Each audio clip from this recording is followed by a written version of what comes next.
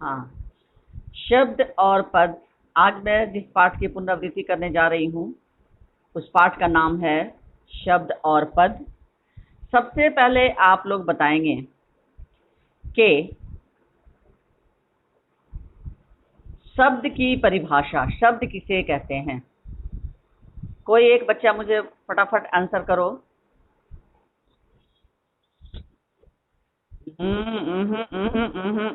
बिल्कुल गलत, बिल्कुल गलत। सही आंसर दो। शब्द किसे कहते हैं?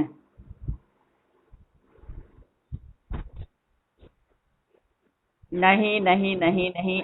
आह, अभी भी गलत है। अभी भी गलत आंसर आ रहा है। कोई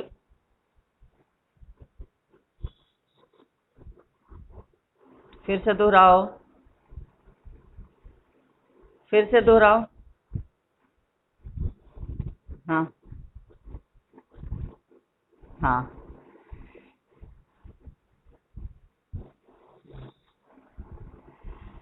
सबसे पहले तो होता है कि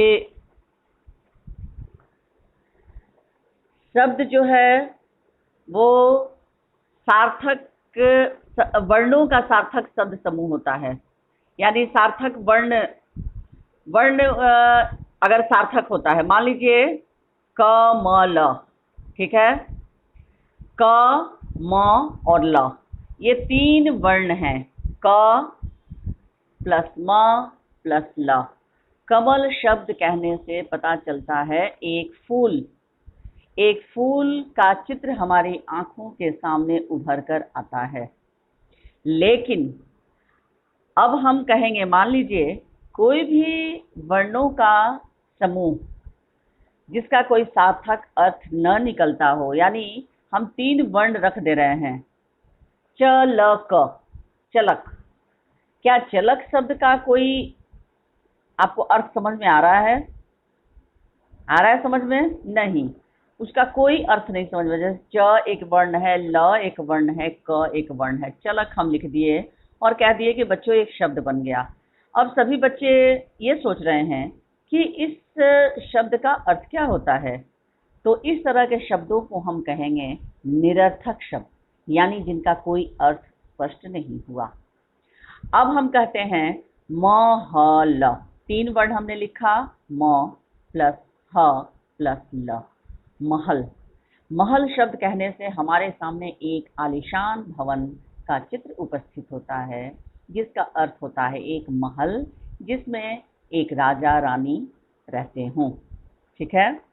तो बच्चों, एक से अधिक वर्णों, चलिए कॉपी में आप लोग लिखते जाइए। सभी बच्चे अपनी अपनी कॉपी निकालें और उसमें लिखते जाएं शब्द की परिभाषा। क्योंकि अब तक कोशिश किए दो ही बच्चे, और कोशिश एक की सही थी, एक की कोशिश थोड़ी सी अशुद्धियां थी, लेकिन कोई बात नहीं, कोशिश तो उसने की। चलिए लिखते जाइए शब्द की परिभाषा। शब्द की परिभाषा लिखिए। सब लोग लिख लिए शब्द की परिभाषा, हेडिंग डाल लिए? हाँ, बोलते जाओ, जवाब देते जाओ। चलिए अब लिखिए। एक से अधिक वर्णों के मेल से, एक से अधिक वर्णों के मेल से, सारे लोग लिखते जाइए। एक से अधिक वर्णों के मेल से बने सार्थक वर्ण समूह, बने सार्थक वर्ण समूह। वर्ण समूह के बीच में योजक चिन्ह होगा। ये दोनों शब्द जुड़े हुए हैं, वर्ण समूह। एक से अधिक वर्णों के मेल से बने सार्थक वर्ण समूह। जब कहीं योजक दिया जाता है, योजक का मतलब ही होता है जोड़ना, यानी ये दोनों शब्द जुड़े हुए हैं, वर्ण समूह। एक से अधिक वर्णों के मेल से बने सार्थक वर्ण समूह शब्द कहलाते हैं, शब्द कहलाते हैं। कॉमा, जैसे, जैसे, जैसे लिखकर डैश दीजिए। जैसे ब आकार, ब, ब के नीचे हल चिन्ह, ब के नीचे हल चिन्ह प्लस आ, ओ आकार आ, प्लस ज, ज के नीचे हल चिन्ह प्लस आ, फिर प्लस र हल चिन्ह अ, र हल चिन्ह प्लस अ बराबर क्या बन जाएगा? बताओ बच्चों जल्दी, ये कौन सा शब्द बनेगा? यहाँ किस शब्द का निर्माण होगा? बाजार। ब आकर बा, ज का जा, नीचे नुक्ता होगा र, बाजार। ठीक है, पूर्ण विराम। उसके बाद फिर कॉमा देकर लिखो ख हल चिन्ह, ख हल चिन्ह प्लस बड़ी ई, बड़ी ई प्लस र हल चिन्ह प्लस अ बराबर क्या बन गया? खीर। खीर, गुड। पूर्ण विराम। अतः यहाँ, पूर्ण विराम के बाद लिखिए अतः यहाँ बाजार और खीर, अतः यहाँ बाजार और खीर, बाजार और खीर एक से अधिक वर्णों के मेल से बने हैं। अतः यहाँ बाजार और खीर, कॉमा एक से अधिक वर्णों के मेल से बने हैं। बाजार और खीर एक से अधिक वर्णों के मेल से बने हैं, कॉमा इस प्रकार कहा जा सकता है कि, इस प्रकार कहा जा सकता है कि, ब्रैकेट में लिखो नंबर 1, इस प्रकार कहा जा सकता है कि, ब्रैकेट में लिखो नंबर 1। लिखे सब लोग? शब्द वर्णों के मेल से बनते हैं। अब इस शब्द की विशेषता मैं लिखा रही हूं। इस प्रकार कहा जा सकता है कि, क छोटी की मात्रा के, पहला शब्द वर्णों के मेल से बनते हैं, पूर्ण विराम, शब्द वर्णों के मेल से बनते हैं, पूर्ण विराम। दूसरा पॉइंट 2 लिखकर ब्रैकेट में 2 लिखो, शब्द सार्थक वर्ण समूह, शब्द सार्थक, दंत स आकार थ रेफ क, सार्थक शब्द सार्थक वर्ण समूह, वर्ण समूह में योजक चिन्ह होगा। शब्द सार्थक वर्ण समूह या अक्षर समूह होते हैं। अक्षर समूह में भी योजक चिन्ह होगा, यानी वर्ण और अक्षर एक ही चीज होता है। शब्द सार्थक वर्ण समूह या अक्षर समूह होते हैं, यानी शब्द जो होते हैं वो सार्थक वर्णों का समूह होते हैं या फिर अक्षरों का समूह होते हैं। पूर्ण विराम। तीसरा पॉइंट, तीसरा नंबर 3 देकर लिखिए, वर्णों का वही समूह शब्द कहलाता है। वर्णों का वही समूह, वह ह दीर्घिकार वही, वर्णों का वही समूह शब्द कहलाता है, कॉमा जिसका प्रयोग, वर्णों का वही समूह शब्द कहलाता है, कॉमा जिसका प्रयोग स्वतंत्र रूप से होता है, जिसका प्रयोग स्वतंत्र रूप से होता है, कॉमा जिसका प्रयोग स्वतंत्र रूप से होता है, कॉमा जैसे रमेश, कॉमा पुस्तक, रमेश, कॉमा देकर पुस्तक, कॉमा मेज आदि, मयकर मेज, ज के नीचे नुक्ता, मेज आदि, अकर आ, द हर्षिकर आदि। यानी वर्णों का वही शब्द समूह शब्द कहलाता है जिसका प्रयोग स्वतंत्र रूप से होता है। जैसे रमेश कहने पर आप लोगों को क्या समझ में आ रहा है, जल्दी बताइए। जैसे मैंने कहा पहला शब्द रमेश, इससे क्या पता चल रहा है? रमेश शब्द बोलने से, बोलो जल्दी बोलो, जवाब दो तुम लोग। रमेश शब्द कहने से क्या पता चल रहा है? वर्णों का समूह है। मैं पूछ रही हूँ कि रमेश शब्द से क्या पता चल रहा है? किसी जानवर का नाम है, किसी फूल का नाम है, किसी पक्षी का नाम है। फिर सही जवाब आप लोग क्यों नहीं देते हो? रमेश कहने से क्या पता चल रहा है? एक लड़के का नाम पता चल रहा है, ये भी पता चल रहा है वो पुल्लिंग है, ये भी पता चल रहा है कि वो एक वचन है। बात आई समझ में?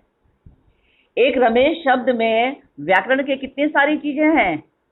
रमेश एक वचन, एक लड़का, कर्ता कारक यानी काम को करने वाला, लिंग में कौन सा लिंग है? पुल्लिंग है। वचन कौन सा है? एक वचन है।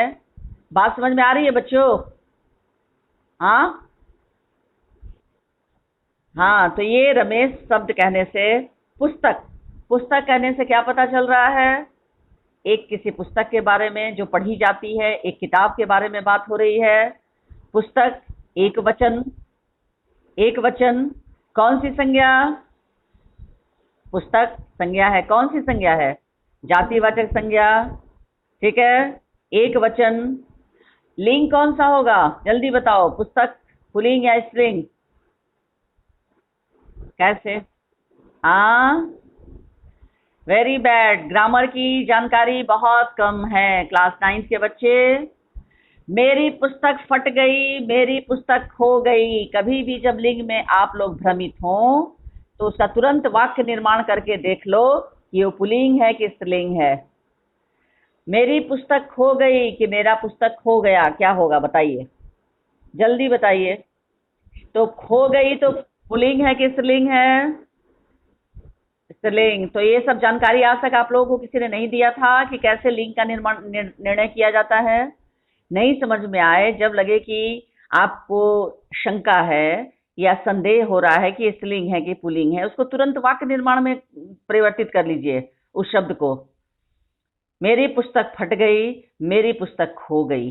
खो गई और फट गई, इसका मतलब ये शब्द जो है स्त्रीलिंग है। आई बात समझ में? हाँ, जल्दी बोलो। तो इस तरह से मेज, मेज शब्द कहने से क्या पता चल रहा है कि एक लकड़ी का सामान, एक मेज जिस पर बैठकर हम लोग पढ़ते हैं या कोई वस्तु रखने के काम में उसका प्रयोग करते हैं। अब मेज स्त्रीलिंग है या पुल्लिंग? जल्दी से बताओ, कैसे वाक्य बताओ इसका, कोई ऐसा सब वाक्य बताओ मेज शब्द का। हाँ, मेज टूट गया। मेज लकड़ी की बनी हुई है या मेज लकड़ी का बना हुआ है, क्या होगा? मेज, हाँ, लकड़ी का बना हुआ है, लोहे का बना हुआ है। ठीक है, तो मेज जो है वो पुल्लिंग। वाक्य प्रयोग करके इसका निर्धारण हम लोग कर लेते हैं। तो इस तरह से शब्दों का वही समूह, वर्णों का वही समूह शब्द कहलाता है जिसका प्रयोग स्वतंत्र रूप से होता है। अब यहाँ रमेश, पुस्तक, मेज, इन सभी शब्दों का प्रयोग हम स्वतंत्र रूप से करते हैं। इतना तक समझ में आया सबको? ग्रामर में नॉलेज में थोड़ा विस्तार कीजिए आप लोग। आप लोगों की ग्रामर मुझे तो पता चल ही गया 2-4 प्रश्नों को पूछकर ही कि ग्रामर में अभी आवश्यकता है आप लोगों को ध्यान देने की। उसके बाद नेक्स्ट आपका है शब्दों का वर्गीकरण। चलिए नेक्स्ट हेडिंग लिखिए, शब्दों का वर्गीकरण, जल्दी। शब्दों का वर्गीकरण लिखे, डैश देकर लिखो। पहला, नंबर 1, नंबर 1, स्रोत या उत्पत्ति के आधार पर। स्रोत, दंत स आधा होगा और उसी के अंदर त्र लिख दिया जाता है, ओ की मात्रा। स्रोत, स्रोत या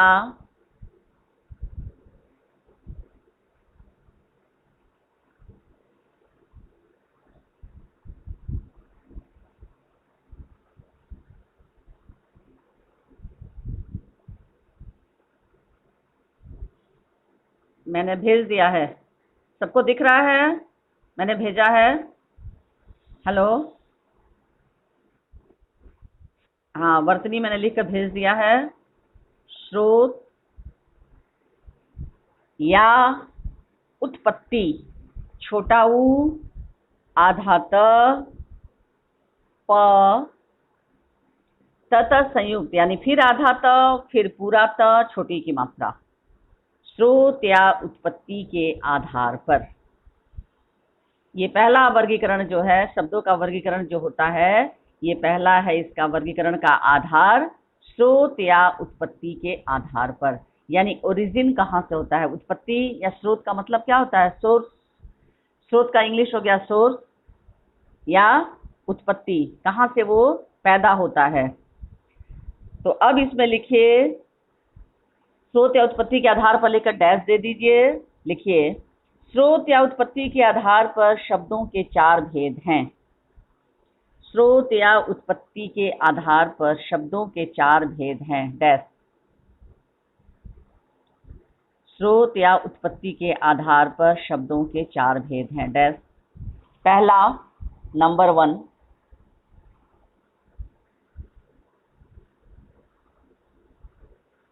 नंबर 1, तत्सम। त आधा त, दंत स म, तत्सम। तत्सम लिखकर छोटा सा डैश दे दीजिए। यानी तत्सम शब्द कहाँ से आए, तत्सम शब्द किनको कहते हैं? चलिए लिखिए, वे शब्द जो संस्कृत से लिए गए हैं। तत्सम लेकर डैश देकर, वे शब्द जो संस्कृत से लिए गए हैं,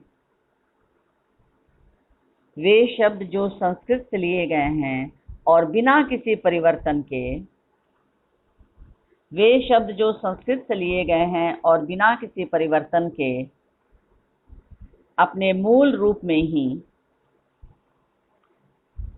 वे शब्द जो संस्कृत से लिए गए हैं और बिना किसी परिवर्तन के अपने मूल रूप में ही हिंदी में प्रयोग किए जाते हैं। वे शब्द जो संस्कृत से लिए गए हैं और बिना किसी परिवर्तन के अपने मूल रूप में ही हिंदी में प्रयोग किए जाते हैं, कॉमा, तत्सम शब्द कहलाते हैं। तत्सम शब्द कहलाते हैं।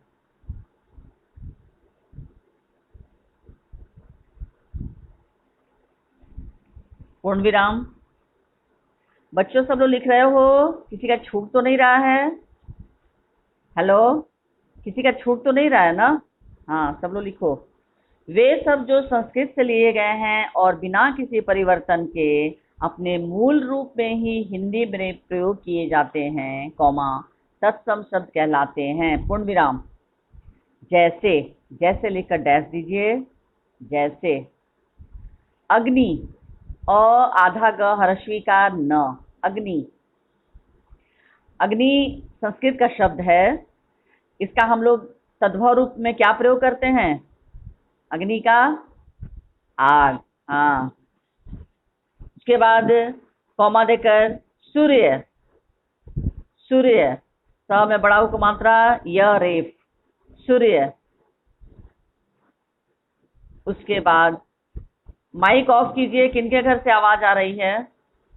सूर्य। उसके बाद सत्य, स आधा, दंत स आधा त, य, सत्य। आदि, आकर आ, द में छोटी मात्रा आदि। आदि का मतलब होता है, इसके अलावा बहुत सारे शब्द हैं।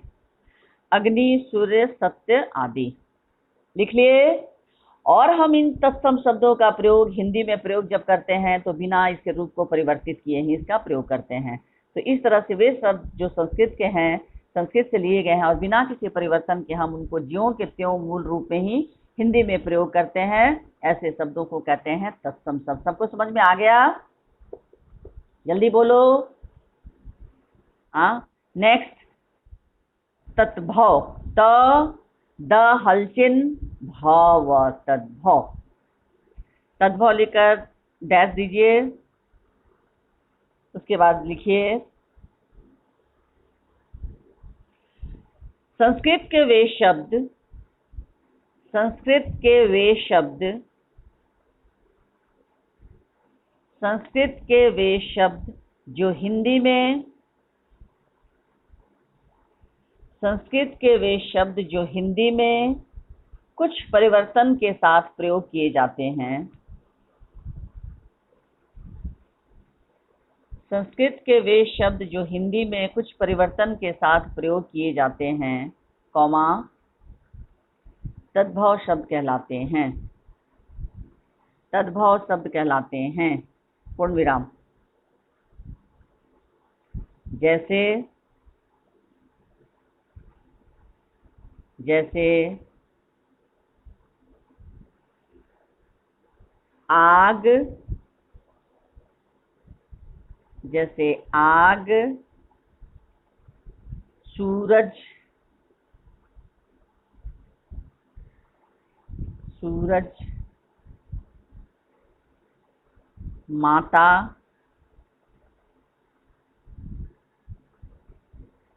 माता, पिता, माता कौमा पिता, प हर्षी का पिता, पिता आदि। ठीक है? यानी संस्कृत के वे शब्द जिनका हम प्रयोग तो करते हैं लेकिन हिंदी में उनका प्रयोग हम ज्यों का त्यों नहीं करते, उनके रूप को परिवर्तित कर देते हैं, तो इस तरह के शब्दों को हम कहते हैं तद्भव। नेक्स्ट, तीसरा पॉइंट लिखिए। ये स्रोत या उत्पत्ति के आधार पर ही चल रहा है। इसमें तीसरा पॉइंट, देशज, द का दे, तालाब ज, देशज, देशज। जो शब्द साधारण बोलचाल की भाषा में, जो शब्द, देशज लिखकर डैश दीजिए, जो शब्द साधारण बोलचाल की भाषा में, जो शब्द साधारण बोलचाल की भाषा में प्रचलित है, जो शब्द साधारण बोलचाल की भाषा में प्रचलित है और संस्कृत या किसी अन्य भाषा से नहीं, बोलचाल की भाषा में प्रचलित है और संस्कृत या किसी अन्य भाषा से नहीं, और संस्कृत या किसी अन्य भाषा से नहीं, कॉमा, कॉमा, बल्कि भारत में प्रचलित, बल्कि ब आधा ल में छोटी की मात्रा क, बल्कि भारत में प्रचलित, बल्कि भारत में प्रचलित, ल में छोटी की मात्रा ली, प्रचलित अन्य बोलियों से लिए गए हैं,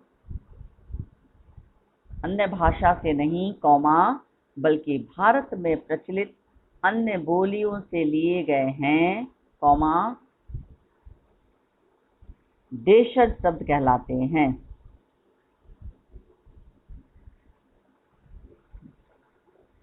जो शब्द, अब इसको ध्यान से सुनिए, जो शब्द साधारण बोलचाल की भाषा में हम उनका प्रयोग करते हैं, लेकिन ऐसे शब्द न तो संस्कृत से लिए गए हैं न किसी अन्य भाषा से लिए गए हैं, बल्कि भारत में ही बोलने वाली जो बोलियां हैं, बात समझ में आ रही है? भारत में ही जो बोलियां हैं उन्हीं से लिए गए हैं, ऐसे शब्दों को क्या कहते हैं? देशज शब्द। प्रचलित अन्य बोलियों से लिए गए हैं, कौमा, देशज शब्द कहलाते हैं, देशज शब्द कहलाते हैं, पूर्ण विराम। जैसे, जैसे जूता, जूता, डिबिया, ड हर्षिकार ब हर्षिकार य आकार, डिबिया,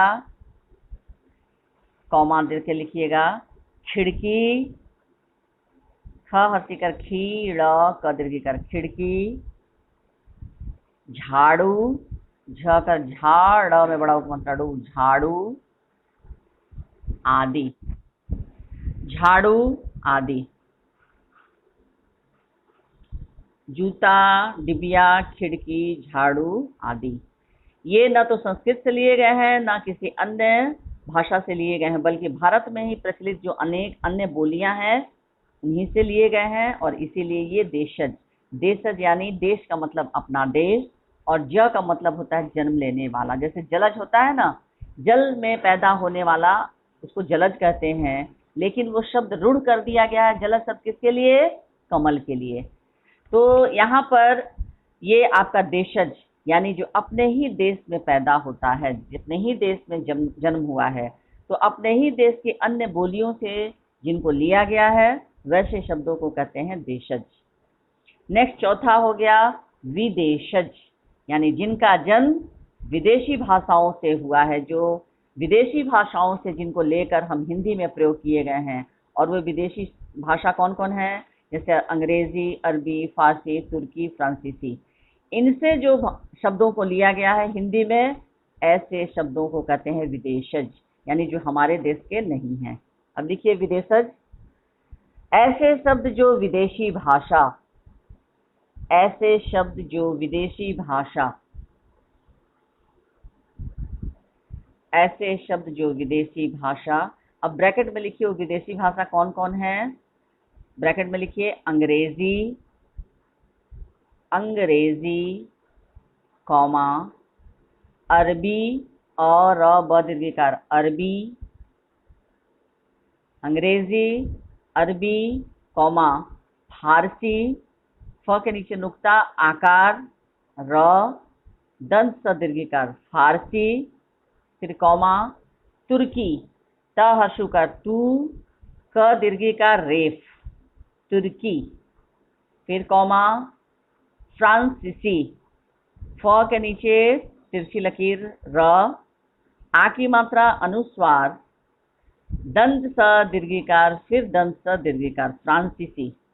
अंग्रेजी, अरबी, फारसी, तुर्की, फ्रांसीसी, ब्रैकेट बंद कर दीजिए। यही वो विदेशी भाषाएं हैं जो विदेशी भाषा से हिंदी में लिए गए हैं। ऐसे शब्द जो विदेशी भाषा से हिंदी में लिए गए हैं, कॉमा, विदेशज शब्द कहलाते हैं। हिंदी से हिंदी में लिए गए हैं, कॉमा, विदेशज शब्द कहलाते हैं, पूर्ण विराम। जैसे, अब जैसे मशीन, म तालाब श दीर्घिकार न, मशीन। स्कूल, मशीन के बाद कॉमा देकर लिखिए स्कूल, आधा दंत स, क में बड़ा उपमात्रा कूल, स्कूल। पेंट, प एकार पे, अनुस्वार ट, पेंट।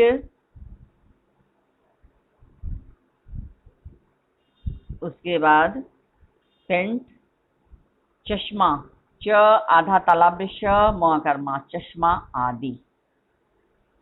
शब्द बहुत सारे हैं, बस 4 ही उदाहरण काफी है। जैसे मशीन, स्कूल, पेंट, चश्मा आदि। तो ये बच्चों जो मैंने आप लोगों को बताया, ये 4 तत्सम, तद्भव, देशज, विदेशज, ये किसके आधार पर हुए? जल्दी बताओ। ये जो, हाँ, ये स्रोत या उत्पत्ति के आधार पर ये 4 भेद हुए। अब दूसरा, रचना के आधार पर। अब रचना के आधार पर लिखकर डैश दीजिए।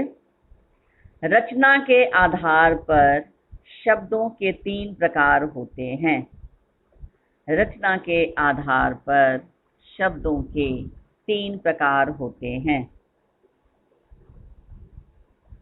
रचना के आधार पर शब्दों के 3 प्रकार होते हैं। पहला, नंबर 1, रूढ़ शब्द, र में बड़ा ऊ का मात्रा रू, और ढक्कन वाला ढ लेकर उसके नीचे बिंदी हो जाएगा तो ये अढ़ हो जाएगा। और अगर नीचे बिंदी नहीं रहेगा अनुस्वार तो वो ढ हो जाएगा, तो उसको हम पढ़ेंगे रूढ़। रूढ़ नहीं है, रूढ़। ढ के नीचे बिंदी दे देंगे तो वो अढ़ हो जाएगा, तब अब उसको हम पढ़ेंगे रूढ़ शब्द। ठीक है, रूढ़ शब्द लिखकर डैश दीजिए। बोलना शुरू करूं। वे शब्द जिनके खंड करने पर, वे शब्द जिनके खंड करने पर कोई अर्थ न निकलता हो, वे शब्द जिनके खंड करने पर कोई अर्थ न निकलता हो, वे शब्द जिनके खंड करने पर कोई अर्थ न निकलता हो तथा जो पूर्ण रूप से स्वतंत्र होते हैं, कोई अर्थ न निकलता हो तथा जो पूर्ण रूप से स्वतंत्र होते हैं, कौमा, रूढ़ शब्द कहलाते हैं। वे शब्द जिनका खंड करने पर कोई अर्थ न निकलता हो तथा जो पूर्ण रूप से स्वतंत्र होते हैं, कौमा, रूढ़ शब्द कहलाते हैं। जैसे कल, हाँ, जो पूर्ण रूप से स्वतंत्र होते हैं, जो पूर्ण रूप से स्वतंत्र होते हैं, कौमा, रूढ़ शब्द कहलाते हैं। पूर्ण रूप से स्वतंत्र होते हैं, रूढ़ शब्द कहलाते हैं। पूर्ण विराम।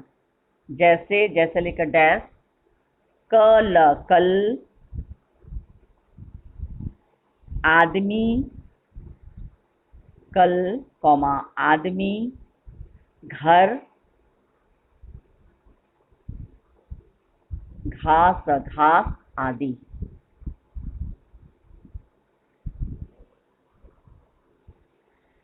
घास आदि। पूर्ण विराम। अब ये बताइए, क और ल दो शब्द मिलकर बना है। कल शब्द को यदि हम खंड कर देंगे, तोड़ देंगे, एक शब्द और एक वर्ण बन गया, एक अक्षर इसका क और दूसरा अक्षर बन गया ल। किस इसका अर्थ होगा बताइए?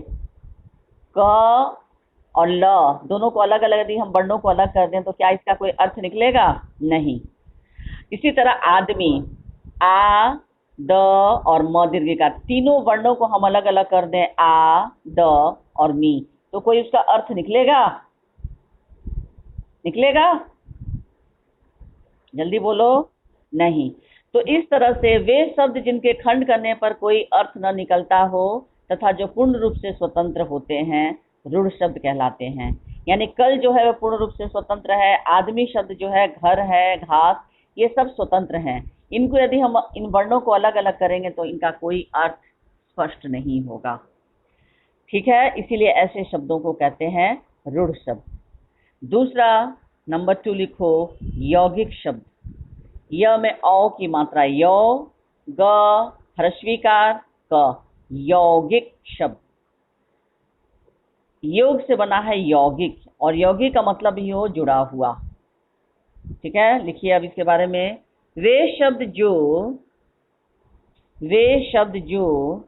दो या दो से अधिक, वे शब्द जो दो या दो से अधिक शब्दों या शब्दांशों से बने हों, वे शब्द जो दो या दो से अधिक शब्दों या शब्दांशों से बने हों, वे शब्द जो दो या दो से अधिक शब्दों या शब्दांशों से बने हों और जिनका अलग अलग अर्थ भी निकलता हो, और जिनका अलग अलग अर्थ भी निकलता हो, कौमा, यौगिक शब्द कहलाते हैं।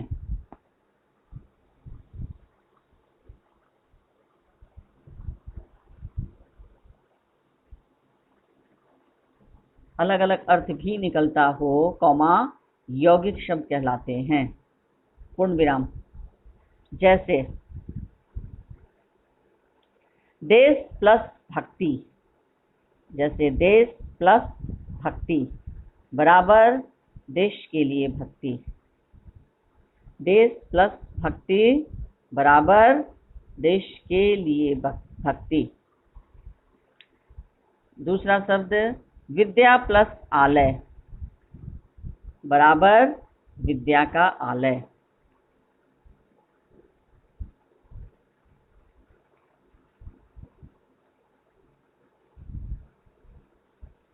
ठीक है, विद्या प्लस आलय बराबर विद्या का आलय।